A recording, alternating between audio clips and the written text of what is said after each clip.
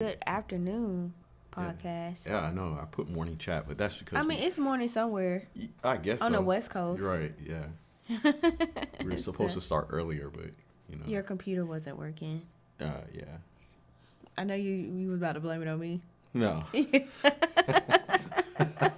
It's Yeah, you was about to blame it on me. I'm not gonna say anything. Well, it's lunchtime for some people. Oh, I got a notification again. That For is what? rare.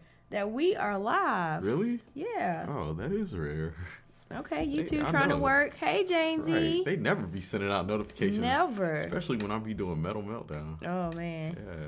Well, that's a whole nother story. People be like, I don't get notifications for Metal Meltdown. Right. They be like, T, I didn't even know you went live. Hey, Scott. All right, and guys, let us know if you can hear us and see us, so that we don't have any technical difficulties like we did the last time. Yep, struggle stream. Yeah, but welcome on into the chat. Yes. Our morning conversations. Yeah, because you started the morning conversation with me. Yeah, earlier. And you forgot. I Yeah. was like, we supposed to do this and share this with everyone. Right, exactly. Well, there's always something to talk about in our house, especially with me, because I'm Talky McTalkerson. Yes, so. he is. He is a chatty guy. Yeah. What's up, Scott, Jamesy, Skull72? What's going on, man? What's Ron, up? what's good? Hey, But anyway, guys, today we're gonna be talking about money. We're gonna be talking about $1.2 billion. Well, not just money. It's Michael Jackson's estate is selling his catalog, his music catalog. At least 50% stake in his catalog. And it's very funny because this is something that we've seen throughout the music industry over the past couple of years. And with us being reactors and listening to all these artists, now we're starting to understand what's going on, because beforehand we didn't know who Bob Dylan was or anything about his music, or even Stevie Nicks. We just learned about her as well. She sold 80% of her she ended up catalog selling her catalog as for well. $100 million.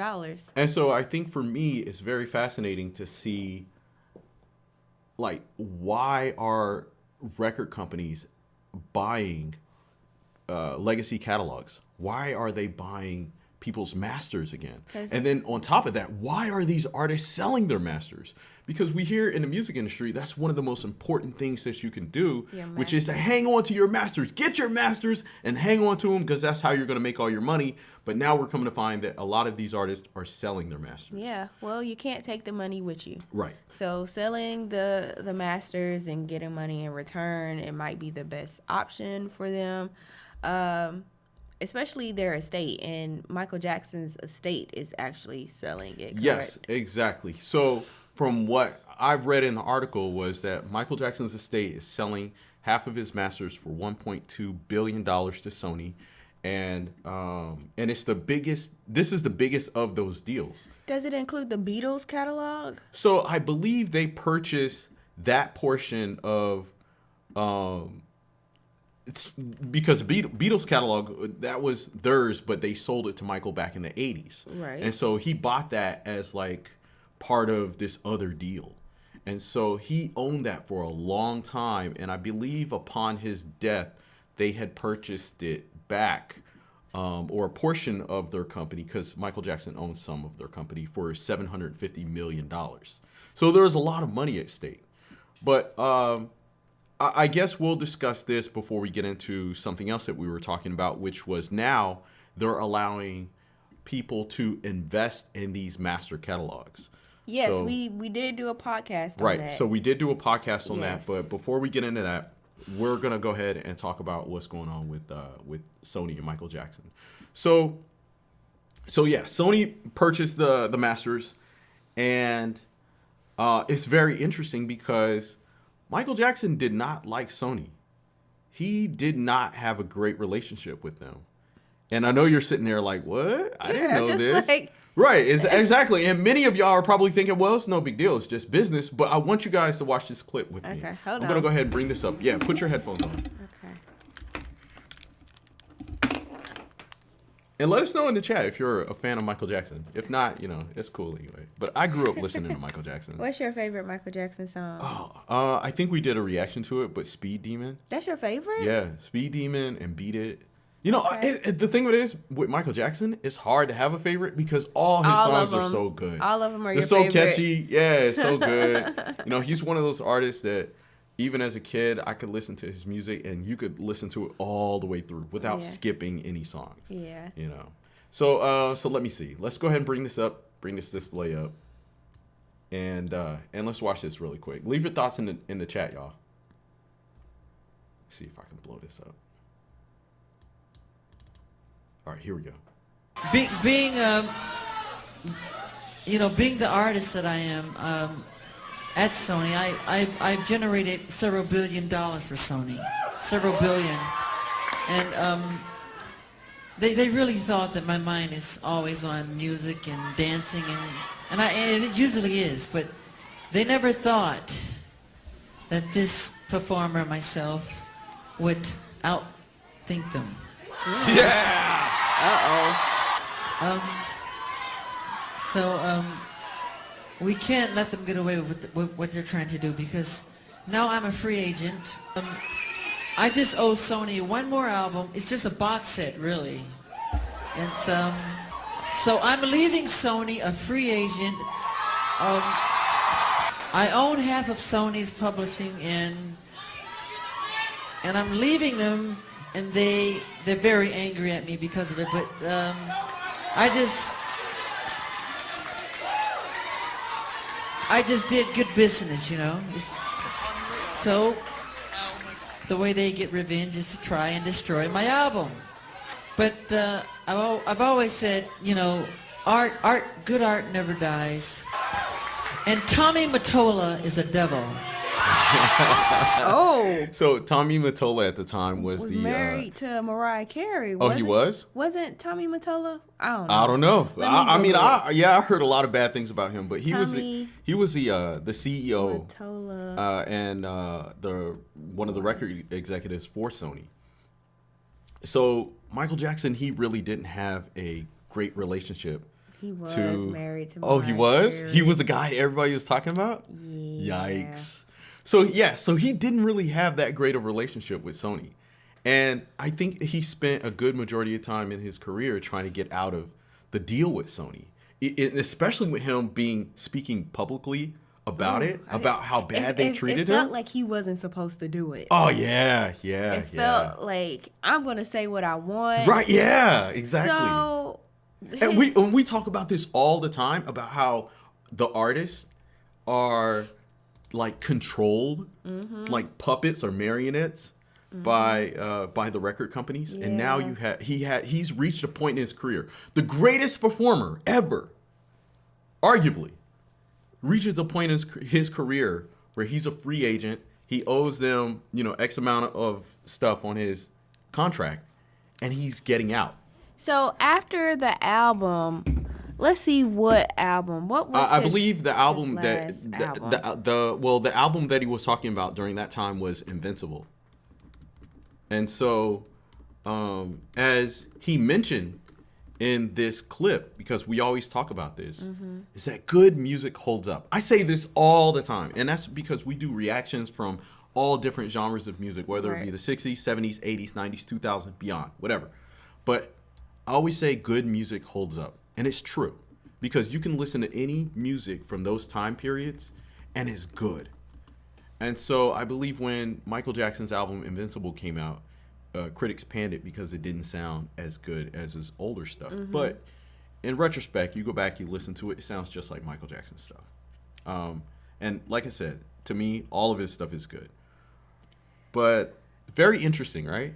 Seeing that. It's kind of scary because I don't want to go into like conspiracy theories. I mean, because the same thing kind of happened with Prince, and that's why he started speaking out. But he also changed his name, like to the artist, because he didn't actually own his own name. Yeah. Ew, yikes. And so. And it's so weird to me, especially how they died. Right. Like drug overdose or fentanyl. And that's like, I didn't know them personally, but it just didn't seem like that's something that they would do. It seemed mysterious to me.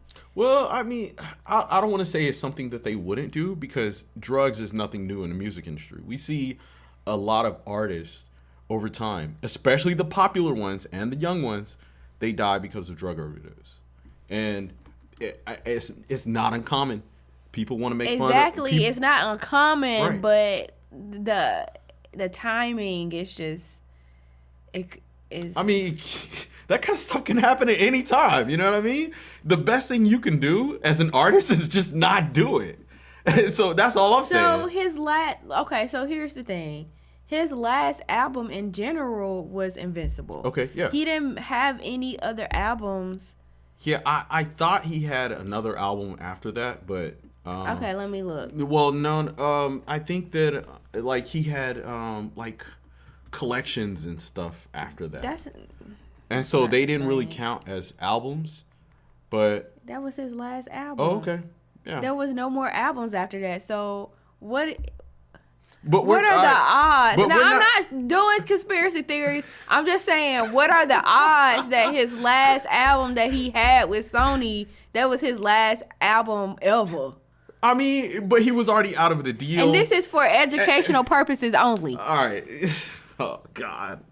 This is not the conversation that I wanted to have. But, I mean, it's just, people die. And if they didn't get a chance to produce another album, so be it. It's just, that's what happens. Okay. Well. That's just what it is. But, okay. So now it's almost like it's coming full circle for Sony. Because Michael Jackson, he had bought a huge portion of Sony's catalog in the 80s. They got it all back now, huh? Yeah, they got everything back, including him. And that's creepy. That's what I just said. Yeah, but you just said. So think about it. You was just denying everything I said. No, I mean, now you come back around and say, oh, now they own all his music again. That's creepy. That's what I was just saying. It is creepy. It's for educational purposes only, though. Yeah, guys, yes, this is for educational purpose. And the sad thing about it is that because we're in this space of where we do reactions and listen to so many different styles of music, the talk is always the same, no matter what genre it is, whether it's hip hop, rock, heavy metal, country music, whatever. It's always the same, where the artists are talking about how they want to get away from their labels, or the label won't let them do this or do that, or they can't make the music that they want to make. It's almost like a ball and chain. And some artists even equate it to slavery. And so if you want to think about it, think about an artist slaving away making music. Maybe it's the music that they don't want to make. And then something happens and then they die. But also them not getting paid, because we seen the issue with TLC. Oh, yeah. I think TLC really brought it to the forefront, because at first it was embarrassing. Yeah. Like, when you think about celebrities, you automatically think that person is rich. Yeah. Automatically. And all of a sudden, when TLC was like, I've had enough, we're winning all these awards, but we are driving a Kia Sorento, or we're driving this kind of car, we can't pay our bills. And at first it was embarrassing for them, and people were making a spectacle out of them. Yeah. But then more and more people came out, and even to this day, people are coming out. Yeah. Actors are coming out, like Taraji P. Henson, and saying, that's her name, right? Taraji? Yeah. Is it Taraji? Okay. Taraji, she came out and was like, she's having to fight to make a certain amount of money. Yeah, I think that's something that's kind of clearing up nowadays, where we're getting more insight into celebrity lives, and we're coming to find that they're not as rich as maybe they thought they were, or even our favorite musicians, they're not as wealthy as we thought they were. But in Michael Jackson's case, he was rich. He was rich. Well, they were trying to assassinate his character by saying he was broke and he was spending all this money. Yeah. But the reality is, as he said in the video, he had made smart business decisions. Yeah. He had made smart business decisions in the 80s. And the rumor within the music industry was, don't fuck with Michael Jackson. Don't mess with him. Because if you do, he will buy your catalog or he will buy you. and apparently, I think that's what happened with Eminem. Ooh. Eminem was talking shit about him, and he bought Eminem's music. What? And so it was like he owned Eminem. What? And so I can't remember. Michael Jackson. But yeah, that's the difference between somebody who makes smart decisions and the ones who don't. So now we ask the question, what is all this for? What is all this for, and is it worth it? And what is all what for? Buying catalogs. I know what it's for. Sony paid $1.2 billion for his catalog, and it's not just Sony. It's UMG. It's all the record companies. They're buying legacy artist catalogs. I know why. And it's odd because. Can I answer? Yes. Go ahead. Well, number one, a lot of new artists are not using record labels. So we see like Tom McDonald. Right. We see what's the Anthony guy? Oh, Oliver Anthony. And then even some of our old school artists like Maya. I love Maya, by the way. She said that she wasn't willing to sell her soul and went independent. And so a lot of new artists are saying, I'm going to go it on my own, and using YouTube, social media, and the climate that we're in, you can do that. So I think there's a bigger push for older music. Absolutely. Because of that. It's like, oh, you're not going to play ball. We're just going to recycle this music. We're going to put it in commercials. We're going to put it in movies. And it's going to give a sense of nostalgia, plus introduce newer generations to this style of music. I agree. I agree that the music industry, they don't want to invest the time and the money to develop newer artists. And that it's easier and more affordable to introduce and invest in already established artists with already baked in fan bases. We talk about this all the time on the channel, and y'all see it on the type of music reactions that we do, because usually we don't do anything past 2000. And it's not because we don't want to, but it's because of what y'all tell us. But also, is the music as good? Well, that's what I'm saying. Many of our subscribers already tell us, hey, look, don't go into this band's catalog after this period of time because their sound changes. And that's something that we've seen. The music that has been post-2000 or post-2010 hasn't been as good as the music pre-2000 from the 90s and the 80s and the 70s. And so when you watch movies nowadays, movies that have came out in 2024, 2023, all old school music, all old school rock and roll sounds, all old school everything. And the funny thing is what was that movie? Super Mario Brothers. Oh yeah. Super Mario Brothers made $1 billion in the movie theater. But when you watch that movie and you listen to the songs that are played, it was old school AC/DC, old school rock anthems, old school pop songs, old school rap. And for a younger person who is maybe 9, 10, 15 years old, they're being introduced to those artists and they'll say, holy shit, this sounds pretty cool. Who are these AC/DC guys? And then they'll go out and maybe look more for the music. You know what else they're doing? So the new artists, because I was like, let me venture into some new artists. And there was this country artist girl. I was like, okay, babe, it was just a rehash of an older song. Yeah, I noticed that as well. They've been doing a lot of rehashing of classics. And it makes sense because these songs are already hits. Yeah. Like, if it was a hit in the all right, it goes back to what I was saying. It goes back to what Michael Jackson was saying. Good music will always hold up through and through and through. Yep. If it was a hit in the 60s, a hit in the 70s, a hit in the 80s, 90s, whatever, it's going to be a hit now. And so I think that's what made her song a hit, because when I was listening to the lyrics and I was like, oh, this not that good. But she had the look. Yeah. But then when she went to the chorus, I was like, oh, no wonder this song is popular. Right? Yeah. It was a good song Yeah.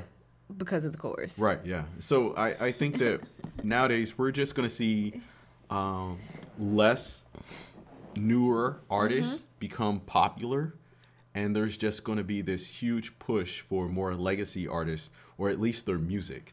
And now, with the introduction of AI, they won't need to use the actual artist. Like Michael Jackson's dead, and all of your other favorite music artists, they will eventually pass away, but they won't actually need them in order to go live on concert. I think behind the scenes, they know what technology is going on. And AI. Yes, and behind the scenes, there will be probably virtual avatars Definitely. of these people. So think about whoever your favorite artist is, country, rock, metal, Tupac. whatever. They were AI experimenting with Tupac. Tupac and all Yep. those other artists. But I think that in the future, there will be virtual concerts of your favorite artists. And that's how these record companies will eventually win, because they will own the catalogs, the writing, the likeness of these people. And yeah, it's just what it is. But you also got to think a lot of the new music is coming from social media. Yeah. And so we are determining who we want as singers and actors or influencers. The age of influencers are here, and sometimes like the package people that the record company puts together is not what people want. Nah, it's not, because Not anymore. Because back in the day, you were kind of forced. Artists were forced onto you. Because, all right, I'll say this. I think they're forced now. I'll say this. Back in the day, Industry plants. no, not even. Well, there was industry plants, but think about it. Back in the day, you would be in your car, stuck in traffic. Hear What do the you song do? over and over Exactly. again on the radio. What do you do? Turn on the radio. When you're going to work, turn on the radio. When you're coming home, turn on the radio. Don't tear my on the heart, radio, you will my always aching hear the breaking heart. same songs over and over again. Or they would have, hey, the top 5 songs of the week. It's And the it would be the same same 5 artist. And songs. so as you're going back and forth to work, to I hate school, this and you're song. doing your grind, you're being brainwashed into liking this artist. Right. Many of those songs I don't like. We did a podcast on the songs that, like, we did a podcast on most hated songs of all time. And some of those songs was like the Macarena or Hey, Macarena. Aqua, Barbie Girl. And the way those songs are designed, they're designed to, like... I loved all those songs. Of course you do. All the songs that you hated, I loved all those You're songs. like one of the people they target. So, No, they're not. So that's what happens. They brainwash you into liking those songs, I wasn't even though brainwashed. they're terrible. It's terrible. No, they're Chat- fun songs. Chat, let us know. Let us know if those songs are terrible, but also let us know your most hated songs in the chat. The boys want me. And- They can't have me. And what happens is you get brainwashed into liking those songs. And so, because of social media, there was like, everybody was able to break free from that, because now you have choice. And But also talent too, because I think there was early 2000s where there was just a bunch of I mean, it's still now. all right, so People who really don't have talent, and then you go hear them live, and you're like, ugh, they're just like a manufactured product, you're right, and that's because of technology. and they're still doing it now. Right, but that's because of technology, because technology has allowed us to supplement talent to create the package. Because Yeah. we always talk about that. Yeah. Like, it doesn't matter what genre of music you're playing. When you enter into the business, you have to have the package. You have to have the it look. factor. You have to have the look. And with technology, whether it be auto-tune or digital editing in the music, they're able to package you in a certain way. And I was telling somebody on one of our rock streams about how back in the day, if y'all remember, you would see a single. You would see an artist release a single, and you would buy that album based off of that single you saw on MTV. You're like, wow, this artist sounds amazing. This song is so good. I listen to it 10 times a day. But when you buy the album, That is crap. it's crap.